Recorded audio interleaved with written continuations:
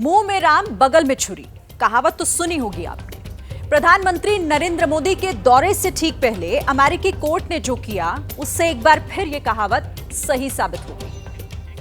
नमस्कार, मेरा नाम शीरीन है और पब्लिक इंटरेस्ट में बहुत स्वागत है आपका। चीन पर नकेल कसने के लिए भारत, ऑस्ट्रेलिया और जापान के साथ मिलकर अमेरिका ने क्वाड नाम का एक संगठन बनाया है। उसी की बैठक में शामिल होने के लिए प्रधानमंत्री नरेंद्र मोदी यूएस जा रहे हैं। लेकिन इस सम्मेलन से ठीक पहले खालिस्तानी आतंकी गुरपतवंत सिंह पन्नू को लेकर अमेरिका का प्रेम जग जाहिर हो गया है। अमेरिका को पन्नू की आखिर इतनी चिंता है क्यों? अमेरिका का पन्नू प्रेम आज हम डिकोड करने जा रहे हैं।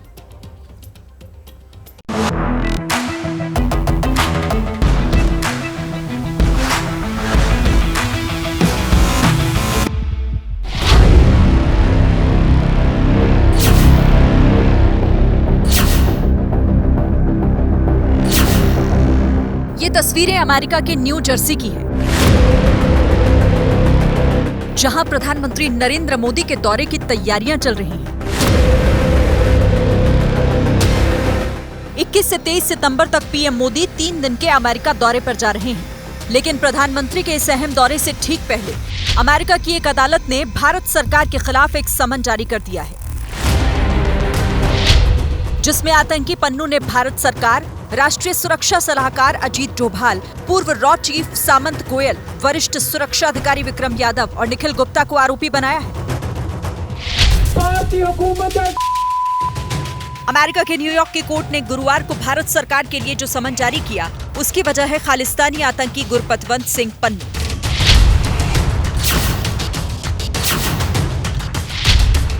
पन्नू ने न्यूयॉर्क की सदर्न डिस्ट्रिक्ट कोर्ट में अपनी हत्या की कथित साजिश को लेकर एक मुकदमा दर्ज कराया था। इसी मामले में अमेरिकी अदालत ने ये समन जारी किया है। सूत्रों के मुताबिक गुरपतवंत सिंह पन्नू का ये ध्यान आकर्षित करने का सिर्फ एक तरीका है। इसी वजह से पन्नू ने अपनी याचिका में यहां तक लिख दिया कि वो देश के प्रधानमंत्री नरेंद्र मोदी को सिर्फ इस वजह से इस मामले में नहीं ला रहा क्योंकि वो प्रधानमंत्री पद पर बैठे हैं। लेकिन जैसे ही नरेंद्र मोदी प्रधानमंत्री के पद से हटेंगे, वो इनका नाम भी इसमें शामिल कर लेगा। प्रधानमंत्री नरेंद्र मोदी के दौरे से ठीक पहले टॉप अधिकारियों के खिलाफ जारी इस समन पर सरकार ने कड़ा ऐतराज जताया है और सरकार ने मोस्ट वांटेड आतंकी की अपील पर अमेरिकी कोर्ट के समन को सिरे से खारिज कर दिया। These are completely unwarranted and unsubstantiated imputations. Now that this particular case has been lodged, it doesn't change our views about the underlying situation. I would only invite your attention to the person behind this particular case, whose antecedents are well known. America में बैठकर भारत विरोधी propaganda, आतंकी गुरपतवंत पन्नू और इसकी हरकतों पर आंखें मूंदे रहना अमेरिका की आदत रही है। लेकिन इस बार गुरपतवंत सिंह पन्नू ने भारत के सब्र की सीमा लांघ दी है।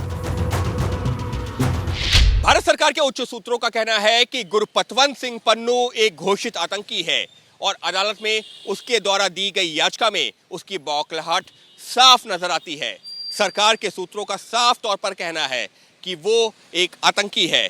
ऐसे में अदालत में वो अपनी याचिका में भारत सरकार को पार्टी कैसे बना सकता है? भारत के खिलाफ गुरपतवंत सिंह पन्नू की ये हरकत नई नहीं है। सिख फॉर जस्टिस नाम से भारत विरोधी खालिस्तान संगठन चलाने वाले पन्नू को भारत सरकार ने यूएपीए के तहत आतंकी घोषित कर रखा है। लेकिन पन्नू के पास अमेरिका और कनाडा की दोहरी नागरिकता है। कई साल से पन्नू दोनों देशों से भारत विरोधी अभियान चला रहा है। कनाडा की ट्रूडो सरकार से पन्नू को खुले तौर पर समर्थन मिलता है, लेकिन खालिस्तान समर्थक इस आतंकी पर अमेरिका भी मेहरबान है। सूत्रों के मुताबिक प्रधानमंत्री नरेंद्र मोदी इस बार अपनी अमेरिका यात्रा के दौरान एक बार फिर से अमेरिकी राष्ट्रपति के सामने गुरपतवंत सिंह पन्नू की भारत विरोधी हरकतों का मुद्दा उठा सकते हैं। तो भारत सरकार ने समन का कड़ा ऐतराज भी जताया और सिरे से खारिज भी कर दिया, लेकिन फिर भी इस खबर के कई मायने हैं जिसे समझने के लिए सीधे रुख करते हैं। हमारे साथ इस वक्त हमारे सहयोगी जगविंदर पटियाल जुड़ गए हैं बातचीत करने के लिए। जगविंदर जी, जिस तरीके से प्रधानमंत्री नरेंद्र मोदी का अमेरिका दौरा, लेकिन उससे ठीक पहले अमेरिकी कोर्ट का ये समन, ये पन्नू की कोई नई साजिश है या फिर इसके पीछे की कहानी क्या समझ आ रही? देखिए, पहली बात तो यह है कि भारतीय एजेंसियों का साफ साफ मानना है कि प्राइम मिनिस्टर की विजिट से पहले पब्लिसिटी स्टंट के तौर पर पन्नू ने ये खेल खेला है और उसे ये लगता है कि इस पूरे दौरे पर उसका नाम किस तरह से बीच में आए और वो अपने एजेंडे को आगे कैसे बढ़ाएगा। अब दूसरी बात रही कि इस पर एक्टिविटी उसकी जितनी भी है उस पर हुआ क्या। आज पंजाब में 4 जिलों में छापेमारी हुई है, 2 जगह बठिंडा में हुई है, एक मोहाली में हुई है, एक मोगा में हुई है और कहा यह जा रहा है कि गुरपतवंत सिंह पन्नू की टेररिस्ट एक्टिविटीज को बढ़ावा देने और उसके साथ साथ हिंसा को बढ़ावा देने की पंजाब में जैसी कोशिशें हो रही है उसे लेकर एनआईए ने ये रेड्स की है और वहां से जो डिवाइसेस मिली है, किस तरह से पन्नू खालिस्तान के मुद्दे को खामखा बिना किसी भी सिर पैर के पंजाब में बढ़ाने के लिए लोगों को कैसे बरगला रहा है, उनको कैसे गुमराह कर रहा है। इस सिलसिले में एनआईए ने आज ही कई डिवाइसेस जब्त किए हैं, यानी ये वही मामला है जो नवंबर 2023 में पन्नू के खिलाफ दर्ज किया गया था। चौथी बात यह है कि इस तरह से अगर किसी भी बैंड टेररिस्ट ऑर्गेनाइजेशन के आदमी के सर्वे सभा या प्रमुख के कहने पर अगर कोई कोर्ट समन जारी करता है तो जाहिर सी बात है कि भारत के पास भी अपने वकीलों की मार्फत उसका पूरा कंडक्ट आगे रखने का मौका है। चौथी बात यह रही कि प्रधानमंत्री मोदी यहां आएंगे और जिसके चलते पन्नू ने यह पूरा स्टंट किया है, क्या उससे अजीत डोभाल उनके साथ होंगे, उनको कोई दिक्कत हो सकती है? ऐसे में कहा यह जा रहा है कि उनको कोई दिक्कत नहीं होगी क्योंकि 21 दिन का जो टाइम दिया गया है कि ये समन रिसीव होने के 21 दिन के अंदर न्यूयॉर्क की उस कोर्ट में रिप्लाई देना होगा, तो वो कूटनीति और कानून के रास्ते से दे दिया जाएगा। लेकिन फिलहाल इसे भारतीय एजेंसियां इतना गंभीर मामला नहीं मान रही हैं। वो गंभीर इसे जरूर मानती हैं कि आईएसआई ने भारत के खिलाफ खासकर कश्मीर और पंजाब को जोड़ते हुए उन्होंने ऑपरेशन 2020, एक बहुत बड़ा एक्सप्रेस 2020 नाम से एक ऑपरेशन चलाया था और पन्नू उसी ऑपरेशन का हिस्सा है। इस बारे में भारतीय एजेंसियों के पास तमाम सबूत आ चुके थे। ये बात पन्नू भी जानता है, ये जो दुश्मन मुल्क है उनकी एजेंसियां भी जानती हैं और ये भी कहा गया है भारतीय एजेंसियों की तरफ से कि पन्नू आईएसआई का एक पेड एजेंट है, वहां से उसको पैसा मिलता है और वहां से जो कुछ कहा जाता है उसी के तहत वो एक्सप्रेस 2020 के तहत ये सब चीजों को अंजाम दे रहा है। जी, आप कह रहे हैं कि इसका बहुत असर पड़ता हुआ दिखाई नहीं दे रहा, लेकिन एक सवाल फिर यहां पर यह भी उठ जाता है कि घोषित आतंकी है वो भारत का, आखिर वो कोर्ट में कैसे भारत सरकार को एक पार्टी बना सकता है? और सवाल यहां पर यह भी उठता है कि अमेरिकी कोर्ट उसके झांसे में कैसे फंस गई? देखिए, जो केस रखा गया है, अब दूसरे पक्ष को भी तो नोटिस जारी करके समन जारी करके जवाब मांगा जाएगा। भारत में भी तो इसी तरह से होता है, अगर कोई भी कोर्ट में जाता है तो दूसरे पक्ष को उसका जवाब देने के लिए कहा जाता है, जो भी आरोप लगते हैं तो भारत अपना पक्ष रख देगा।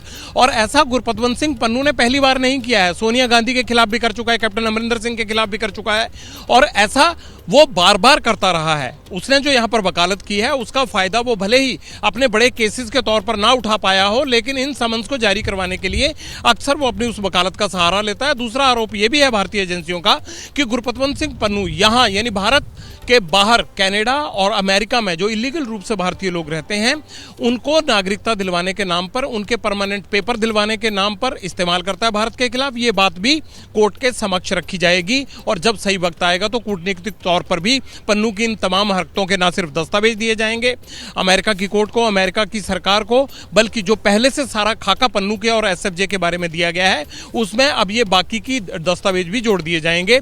तब पता चलेगा कि पन्नू यहां रहकर भारत के खिलाफ किस तरह से ना सिर्फ बोलता है बल्कि लोगों को उकसाकर वहां पर अलग अलग तरह की साजिशें भी रचता है। बिल्कुल, बहुत शुक्रिया आपका जगविंदर जी हमारे साथ जुड़ने के लिए और इस बातचीत के लिए। तो पन्नू जो इस तरह की साजिशें पहले भी करता रहा है, आतंकी है और ये उसी के प्रोपेगेंडा का एक कदम भी हो सकता है। दक्षिण लेबनान में इजरायल ने अब तक की सबसे बड़ी एयर स्ट्राइक की है। हिजबुल्लाह के 150 लड़ाकों ने निशाना बनाया है। इजरायली हमले का जवाब हिजबुल्लाह ने भी दे दिया है। उत्तरी इजरायल पर हिजबुल्लाह ने 130 रॉकेट दागे हैं। जवाबी कार्रवाई में इजरायल ने भी देर नहीं की। हवाई हमले में हिजबुल्लाह का टॉप कमांडर इब्राहिम अकील उर्फ तहसीन मारा गया है। अमेरिका ने इस पर $7 मिलियन का इनाम रखा हुआ था।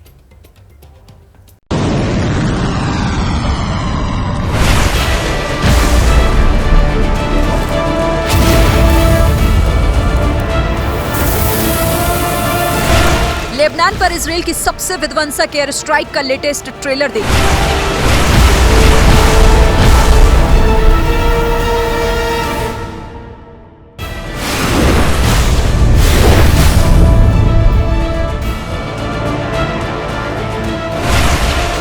इजराइल के हवाई हमले में हिजबुल्लाह के 1000 रॉकेट बैरल को भस्म होते देखिए। इजराइल के 70 हवाई हमलों से दक्षिण लेबनान को धुआं-धुआं होते देखिए।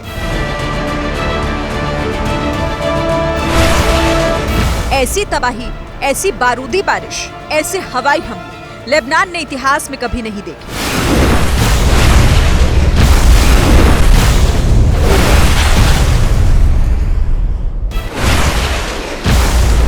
एक एक तस्वीर गवाह है। इजराइल ने हिजबुल्लाह के संपूर्ण सफाई की जिद ठान ली है। इसके प्रमाण खुद इजरायली डिफेंस फोर्सेस ने रिलीज किए हैं।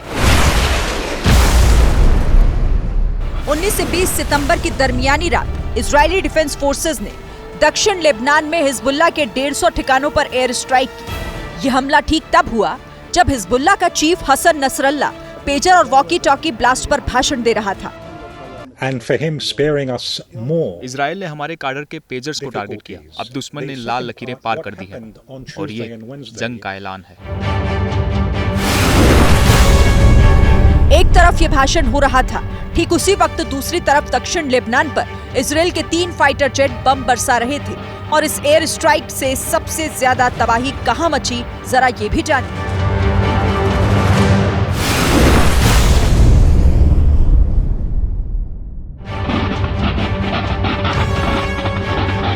दक्षिणी लेबनान का केफरसीर गांव हिजबुल्लाह लड़ाकू का सबसे बड़ा गढ़ है। 30 से ज्यादा रॉकेट लॉन्चर इजराइल ने इसी गढ़ पर दागे। एक साथ कई इमारतें आग का गोला बन गई। केफरसीर में ही लेबनान का सबसे बड़ा हथियारों का डिपो है। इजराइल ने इसे भी टारगेट बनाया। एयर स्ट्राइक में लेबनान के हथियार गोदाम के भी परखच्चे उड़ गए। इजराइल के 100 रॉकेट लॉन्चर ने कहां-कहां हिजबुल्लाह के 1000 रॉकेट बैरल को तबाह किया, अब जरा उस पर नजर डालिए। दक्षिण लेबनान के चिहने, तैयबे, ब्लिडा, मीस अल जबल, एतारॉन और कफर केला केफरसीर में हिजबुल्लाह के ठिकानों पर बमबारी की गई। हिजबुल्लाह हमास के साथ मिलकर गाजा में इजराइल को तबाही का ट्रेलर दिखा चुका है। इसीलिए इजराइल कोई रिस्क नहीं लेना चाहता। पेजर और वॉकी टॉकी ब्लास्ट से हिजबुल्लाह बौखलाया हुआ है। देखिए, 2 दिन में बैक टू बैक हुए सीरियल ब्लास्ट में हिजबुल्लाह ने 12 लड़ाकों के मरने का दावा किया था। लेकिन आज पेजर और रेडियो सेट अटैक को लेकर हिजबुल्लाह का एक सीक्रेट डॉक्यूमेंट सामने आ गया है।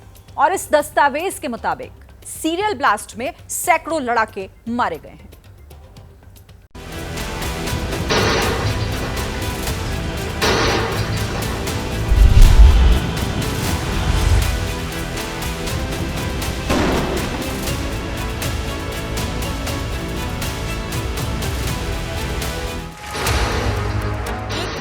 दो नहीं, 3000 पेजर्स बम हिजबुल्लाह की पॉकेट में भरे।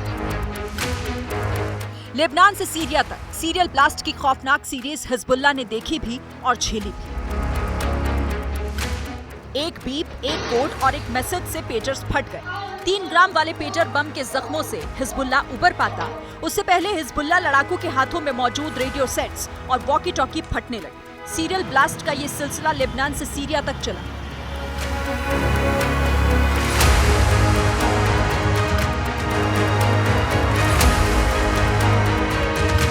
2 दिन पहले हुए पेजर्स ब्लास्ट में 3000 से ज्यादा लोग घायल हुए थे। तब हिजबुल्लाह ने 12 लड़ाकों के मारे जाने का दावा किया था। अब एक सीक्रेट डॉक्यूमेंट लीक हुआ जिसमें हिजबुल्लाह को हुए नुकसान का सच है। ये कोई मामूली दस्तावेज नहीं, बल्कि हिजबुल्लाह का वो सीक्रेट डॉक्यूमेंट है जिसमें पेजर, रेडियो और वॉकी टॉकी ब्लास्ट से हुए नुकसान का जिक्र है।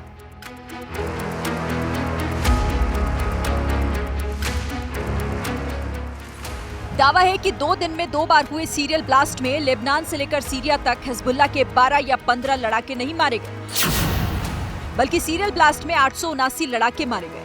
डॉक्यूमेंट के मुताबिक मारे गए लोगों में 131 ईरानी हैं।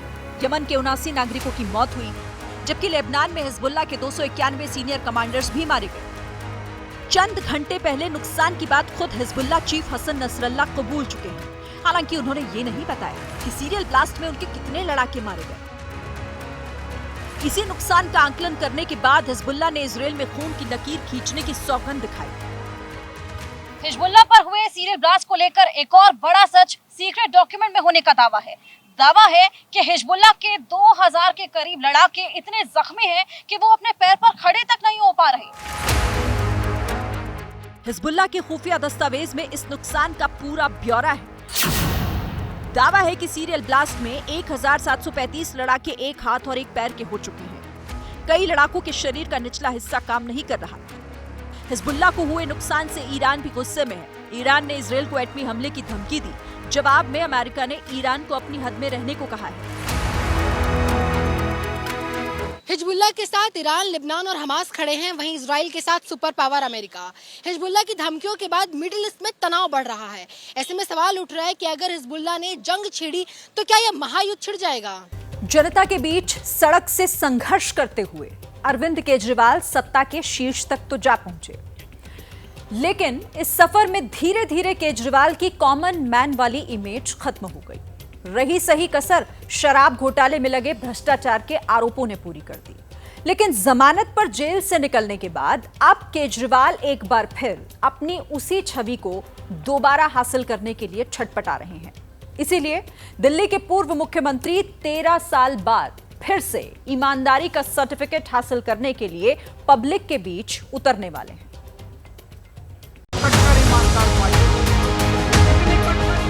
केजरीवाल को कुर्सी का लालच नहीं, केजरीवाल को पद या पावर का लालच नहीं। सीता मैया को अग्नि परीक्षा देनी पड़ी थी, केजरीवाल भी अग्नि परीक्षा देगा अपनी। दिल्ली के मुख्यमंत्री की कुर्सी छोड़ने के बाद अरविंद केजरीवाल एक बार फिर पुराने किरदार में नजर आने वाले हैं। केजरीवाल ने जिस अग्नि परीक्षा से गुजरने की बात कही थी, उसकी तारीख और जगह दोनों सामने आ चुकी है। 22 सितंबर को आम आदमी पार्टी दिल्ली के जंतर मंतर पर जनता दरबार का आयोजन करने वाली है, जहां से अरविंद केजरीवाल की अग्नि परीक्षा का आगाज होगा। 22 तारीख को आप एक बड़ा कार्यक्रम करने जा रहे हैं। कल आपने एक घोषणा भी की थी कि जंतर मंतर से इसकी शुरुआत करेंगे। अरविंद केजरीवाल जी जब जेल से आए तो बहुत सारे लोग सोचते थे कि अरविंद केजरीवाल क्या करेंगे। जनता की अदालत में जो जाने का ऐलान अरविंद केजरीवाल जी ने किया था, उस अदालत की शुरुआत, जनता की अदालत की शुरुआत 22 तारीख से जंतर मंतर से हम शुरू करने जा रहे हैं। दिल्ली की जिम्मेदारी से खुद को मुक्त करने के बाद अरविंद केजरीवाल हरियाणा चुनाव में पार्टी के प्रचार में लगे हुए हैं। आज यमुनानगर में केजरीवाल ने रोड शो से प्रचार की शुरुआत की।